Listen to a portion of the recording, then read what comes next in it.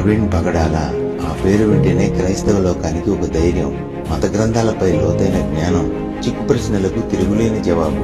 ఓ కాపరిగా, స్వార్థకునిగా, ఆత్మీయునిగా, ఓ స్నేహితునిగా తెలుగు రాష్ట్రాలకే కాదు ప్రపంచ క్రైస్తవ సమాజానికి దేవుడిచ్చిన ఆస్తి. డిబేట్ లో కూర్చుంటే చిరునవ్వుతోనే ఎదుటివారికి చెమటలు పట్టించే నైపుణ్యం, బహిరంగ సువార్తలు సృష్టికర్తను సులువుగా పరిచయం చేసే చాతుర్యం, సంఘ కాపరిగా మాదిరికరమైన జీవితం, ఎందరో అనాథలను చేరదీసి వారికి జీవితాన్ని ఇచ్చిన గొప్ప గుణం. ఎన్నడూ లేని విధంగా డినామినేషన్ భేదం లేకుండా క్రైస్తవ సమాజాన్ని మీ మరణం ద్వారా ఒకటిగా చేసే ఘనత మీది.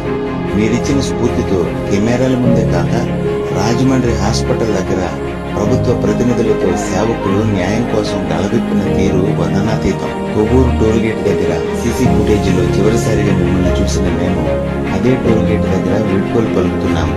మీ మరణం స్టెఫన్ మరణాన్ని గుర్తు చేస్తుంది.